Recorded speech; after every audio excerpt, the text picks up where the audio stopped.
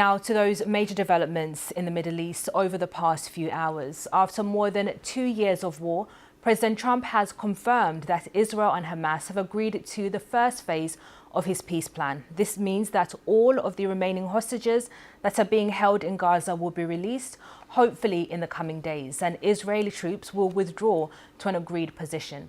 The details of when that will happen and where exactly the line will be have not yet been released. This is the scene live in Hostage Square in Tel Aviv, where families of those seized in the Hamas attack that sparked the war 2 years ago have gathered to demand the return of their loved ones. And we've been seeing scenes of celebration there over the past few hours. It appears to be getting closer to the point where we will see the release of their loved ones. And these are live pictures from the Israel-Gaza border. More than 2 million people have been displaced by Israeli bombing in Gaza over the past 24 months, and more than 6,000 to 7,000 have been killed. We'll have the latest from our correspondents in the Middle East shortly. But first, our North America correspondent, David Willis, reports on the developments of the last few hours.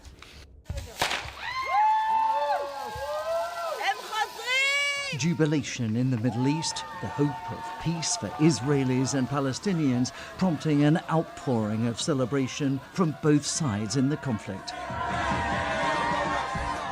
The ceasefire agreement between Israel and Hamas is only the first phase of a Middle East peace plan. Making it stick will be a major victory for all the parties involved. The US was crucial to the deal, with Egyptian, Qatari and Turkish mediators playing a vital role in talks with Hamas. Having vowed on the campaign trail to bring a quick end to the bloodshed in Gaza, President Trump found negotiations tougher than he expected. But he leveraged the United States' close ties with Israel to pressure the country's Prime Minister, Benjamin Netanyahu, to sign on to his 20-point peace plan. Concessions by Hamas appear to have made the ceasefire agreement possible. President Trump said both sides had taken what he called the first steps towards a strong, durable and everlasting peace in the region, and hailed this as a great day for the Arab and Muslim world. Benjamin Netanyahu called the deal a diplomatic success and a national and moral victory for the state of Israel. Whilst a statement from Hamas paid tribute to the efforts of President Trump and called on the US and other nations to ensure Israel complies with the terms of the agreement. Indirect talks between Israel and Hamas only began on Monday, and events are now moving extremely quickly. Later today, Benjamin Netanyahu is due to convene his cabinet to sign off on the agreement. Once that's happened, a ceasefire will come into place in Gaza. And immediately thereafter, the BBC understands that 400 aid trucks will start to enter the enclave. Israel will then withdraw its troops to an agreed-upon line, although where that line will be is currently unclear. Whereupon Hamas will return the nearly 50 Israelis it's been holding hostage, and Israel will release, it's understood, around 250 Palestinian prisoners and 1,700 Gazans detained by Israeli forces since the war began. President Trump is planning to visit the Middle East at the weekend, and if all goes to plan, the hostages are expected to be released on Monday. But tough negotiations lie ahead, with many obstacles remaining in the path to a long-lasting peace. David Willis, BBC News. Well, let's now speak to Rushdie Abu-Alouf. He's the BBC's Gaza correspondent and currently based in Istanbul. Thank you for joining us on the programme, Rushdie. First of all, what are you hearing from people in Gaza? How hopeful are they that this latest agreement will actually end the war? Well, the entire population seems to be in a mood of celebration now in Gaza, despite the Israeli continuous bombing over some certain areas, especially in Gaza City. Despite the displacement and the hardship that the people are living, they went into the street at the early hour of the morning to celebrate and dance. We have seen happy videos from Gaza for the first time for a very long time. As you know, the people have been waiting for this moment for 2 years, and now they just celebrate. They knew that there is a lot of challenges, there is a lot of problems that ahead of this, but they want to catch this moment now to just relieve, and celebrate. We have seen hundreds of people in the street dancing. We have seen people posting on social media some positive posts for the first time. There was a very grim period a couple of days ago when, before the ceasefire negotiation were started, because people were displaced, about 700,000 people from Gaza City, and the tanks were advancing into the city center. So now the people are hoping that tanks will start to move out of Gaza and people can go back to their homes. This morning, the Israeli army spokesman issue a warning to the people not to go back. They said at this stage, people are not allowed to move within the cities and to go back to Gaza because there is still active Israeli troops on the ground, and people hope that this could change very quickly. I think they are waiting for the Israeli cabinet to approve the deal, and then they can set a time for the ceasefire to go into effect. Well, when Israel will cease the fire in Gaza, and the people can start move freely between the cities and maybe going back to their homes in Gaza City. And Rushdie, the Israeli military has said it's beginning the preparations to adjust its deployment lines. What could that look like on the ground in Gaza? How could things change in the coming hours and days?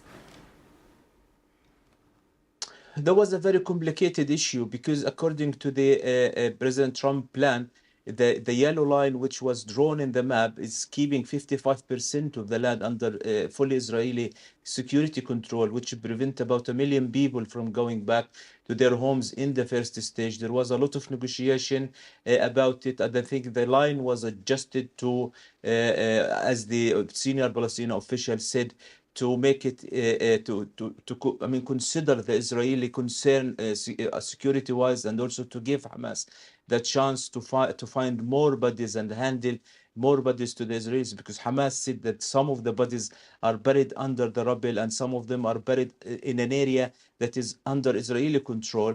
That's why they said we can't handle all the dead bodies, but they will handle the hostages, and we understand that will not be any public display, any military, show by Hamas during the exchange of hostages, which ideally the ideal time they said will start maybe Sunday or Monday. But now, in order to do this, to start this process, Israel has to take its forces out of the city centers of Gaza and withdrawn to the line agreed by Hamas and Israel through the mediators, and then Hamas will start the process of releasing. Up until now, Hamas did not receive the official name for the Palestinian prisoners who are going to be released as part of this. They agreed in number. They said 250 Palestinian prisoners serving life sentence in prison, and 1,700 Palestinians who were arrested from Gaza following the 7th of October. But we know that there is 5,000 Palestinian in the prison. So people in Gaza who have loved one in the Israeli prison are waiting for this list. They have keep asking, posting on social media if Hamas received the list, because it is going to be happiness not only in Israel because the hostages are back, but also in Gaza, because about 1,700 people will be released and there will be reunion with their families. And Rushdie, this is all part of the first phase of this agreement. There are going to be more phases. Crucially, the disarmament of Hamas and other militant groups in Gaza. How committed is Hamas to that process? What have they said about giving up their arms? Well, it is not clear yet, but I think Hamas understand that there is no way they could go back to the same old days where they are governing Gaza and they are having their weapons. We understand from local sources and within Hamas itself that Hamas was, damaged to greatly to a level that they can't conduct any other major attacks towards Israel, because Israel destroyed a great deal of Hamas capability. They're still there. They still have weapons, and they still will try to control Gaza again, because also there is nothing in the statement saying who's going to be in this transitional period. So, for example, if the tanks pulled out of the cities tomorrow and there is a ceasefire, we have seen Hamas police back in full force back in January to the streets. And this is a question that the people in Gaza are started to raise. Who is going in control of Gaza in this transitional period before they start to talk about the future of Gaza? We feel that the mediators push to delay all of the obstacles and challenges to the second stage, and they were rushing just to finish the most easiest part of the job, which is the exchange, because it doesn't involve politics, it doesn't involve talking about Hamas women or Hamas militants, whether they are going to leave Gaza or what. So there is a lot of gray areas in this Trump plan that isn't clear for everyone, and it requires a lot of talks and a lot of negotiation. Rushdie, we are monitoring these images, continuous explosions happening in Gaza. You mentioned some Israeli strikes in Gaza City. We can see images from Wadi as well showing more explosions, which we hadn't seen just yet this morning. Talk us through about what's happening on the ground at the moment.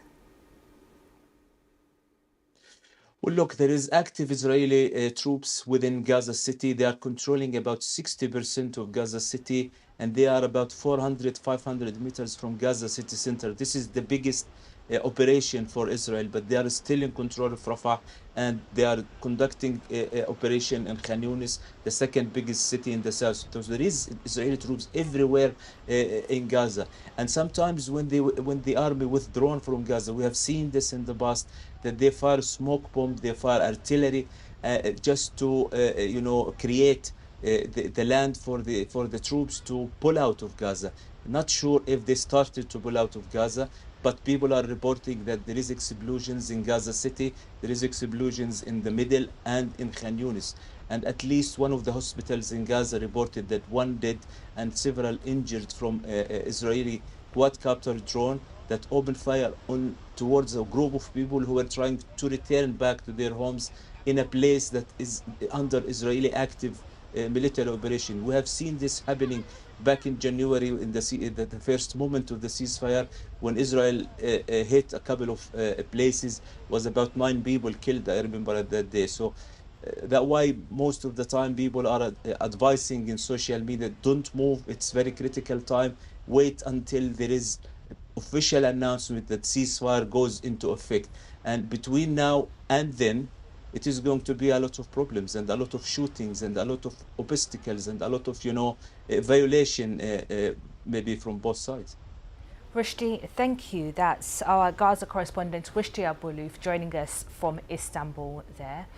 We've also had a line coming in from the president of the Palestinian Authority, Mahmoud Abbas, saying that he welcomes the Gaza deal. Let's now speak to our Middle East correspondent, Yolande Nell, who joins us from Jerusalem. Yolande, we're hearing reports that this agreement could be signed in the coming hours. What's your understanding? So we're expecting a formal signing of this agreement in Sharm el-Sheikh, where these important talks have been taking place, indirect talks between Israel and Hamas via mediators. And then that will mark the beginning of the Gaza ceasefire. In the afternoon, there should be a meeting of Israel's Security Cabinet, followed by the Israeli government sitting in session, because they have to approve the release of Palestinian prisoners from Israeli jails. Now, then there'll be a 24-hour period, we understand, during which we should see that Israeli troop withdrawal, Israeli troops pulling out of Gaza City, leaving Israel in control of something like 53% of the Gaza Strip. We've not seen an exact map being published, but Israeli sources have been briefing the media that it's very similar to the map that was published by President Trump when he first laid out his 20-point plan. Now, following the Israeli troop withdrawal, we should have a 72-hour window. That is the time when Hamas is expected to bring back all of the hostages. They should be 20 believed to still be alive, and the bodies of many of the deceased. But Hamas has made clear to mediators that perhaps as many as 9 of those bodies cannot be exactly located at the moment. They may be under the rubble. And there should be also this influx of aid that starts to go into Gaza. And there are some pictures being shared already on social media showing convoys in Egypt moving towards the border. We don't know how quickly they'll be able to get in, but it should be that there would be several hundred lorry loads of aid going into Gaza every single day, as we saw in the ceasefire earlier this year. And that's not just food, which is needed so desperately by people, but also fuel to run the generators in hospitals and at desalination plants, shelters for people as we start to get the beginning of the wintry weather. And, this is a time when most of the population of Gaza is displaced. So lots to happen in the coming days. And as much as we're seeing all of these scenes of celebration, I think we'll see many more in the course of the day, whether it's in Tel Aviv and Hostages Square, also on the streets of Gaza, as people are waking up to this news, as news spreads of what this really means. I mean, people are still telling us that they are very cautious about what happens, because this is only the first stage of the President Trump's plan.